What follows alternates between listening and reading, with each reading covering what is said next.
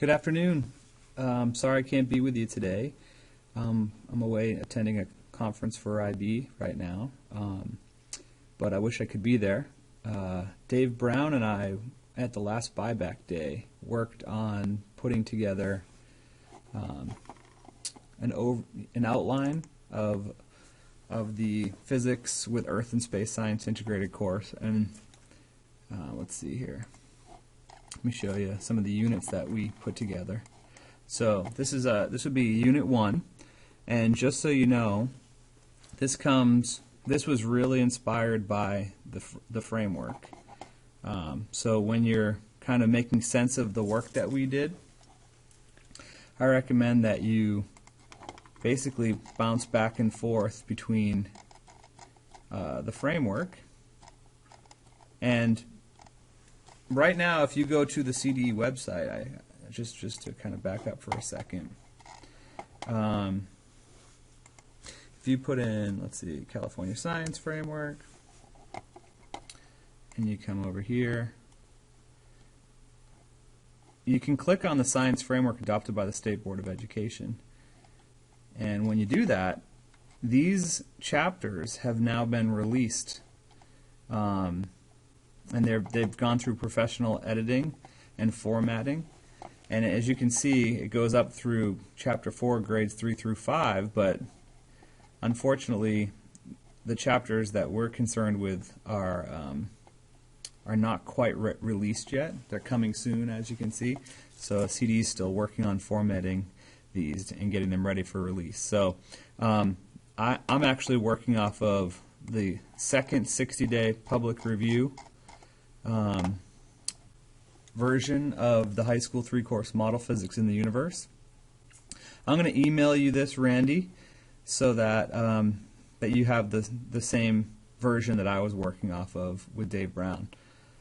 So anyway, I guess what I'm trying to say is we're going back and forth between this chapter, and the process kind of went like this. I'm scrolling down here. I mean, these are the 6 units that are laid out in the framework for Physics with Earth and Space Science integrated, right?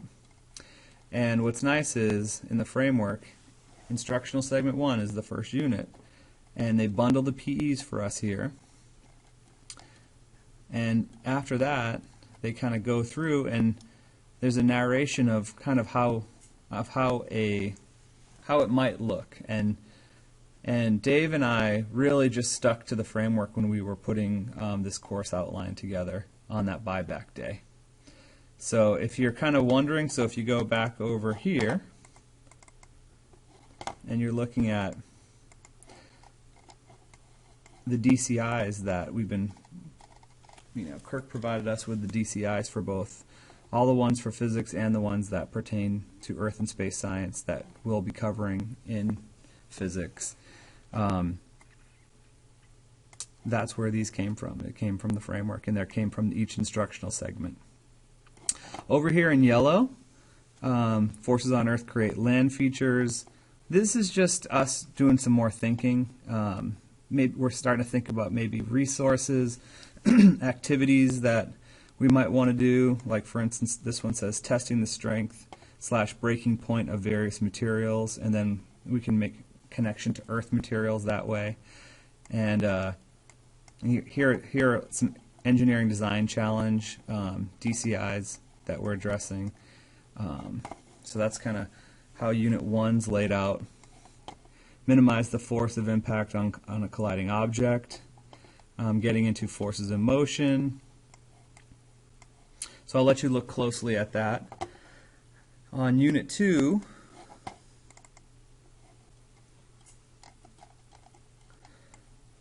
let's see here. Forces at a distance, and then we have Earth and the solar system. Kepler's laws could be connected once we cover universal gravity. We can also get into Coulomb's law a bit here. I have to kind of see if that comes back in a later unit, because I'm not sure if our intention here is just, well, it looks like we're modeling both equations. So maybe we are talking about the electric force at this point. Students explore orbiting satellites. find patterns in orbiting planets using data from Kepler's laws. So again, we kind of have the DCIs, but we're trying to, in yellow in these post-its, we're trying to put what it might actually look like in a classroom if you were to address these with either resources or activities. Okay, so Unit 3 is our biggest unit. You have these posters in front of you at the buyback day. Joelle's providing them for you. This is where we get into energy, conservation of energy, environmental impact of power plants, and basically producing energy in power plants. Conservation of energy. Energy at the macroscopic scale is linked to microscopic scale energy, or energy at the microscopic scale. How do we convert KE into electricity? The basics of power plants. Then we get into solar cells. What else do we have here?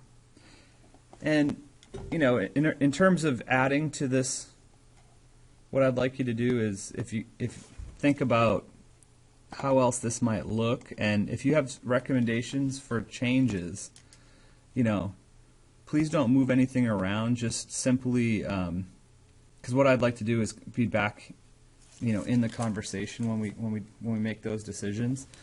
But we definitely want to entertain everybody's ideas. So if you have new ideas, maybe use a different post-it color.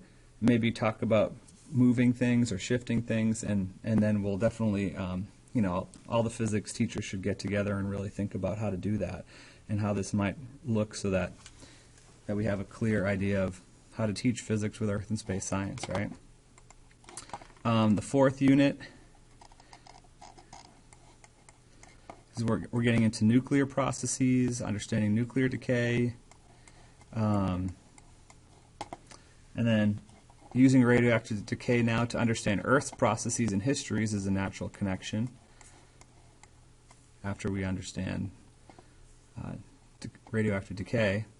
And then getting into the history of the planet, and so this one is very Earth and space science focused, but using kind of the nuclear physics as a tool to understand and to measure these processes. And we go to Unit 5. Unit 5 was a little bit different.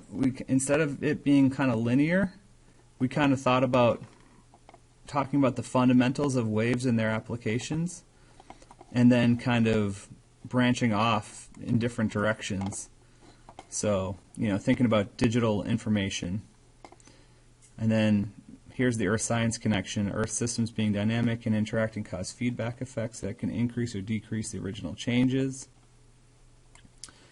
So we should look at the framework to see how they're incorporating this into the waves unit. And then going back over here, electromagnetic radiation, this is up top. So getting into electromagnetic waves, and then coming down into more about electromagnetic waves here, how it's absorbed into matter and its thermal energy. Those two might be able to get grouped together. And then multiple technologies based on their understanding of waves and their interaction with matter are part of everyday experiences in the modern world. Medical imaging. Okay, so using waves for imaging, that kind of thing. So and again, we were just kind of thinking we would start with some fundamentals and then kind of branch off in different directions to cover this particular instructional segment. And then finally, the last unit, the universe and its stars. So we're getting into kind of looking to the sky, astronomy, thinking about light spectra, Big Bang theory. A lot of cool stuff that I haven't been able to teach before because Earth and space science wasn't such a central focus. I mean, I've alluded to it, but it looks like we'll be explicitly talking about the Big Bang theory more than I've ever done. That's interesting. And then Other than the hydrogen and helium formed at the time of the Big Bang, nuclear fusion within stars produces all atomic nuclei. So okay, so getting at kind of this idea of synthesis creating higher elements. So again, you know, please take a look at the work Dave and I put together. Again, it's really from the framework, and if you have ideas, we'd love to hear about them. Please just put post-its on these posters, and you can kind of share what your thoughts are.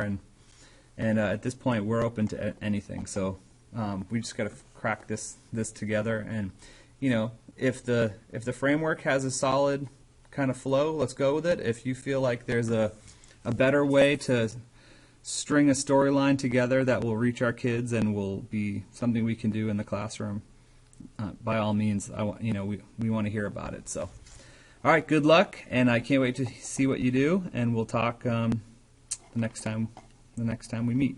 All right, thanks.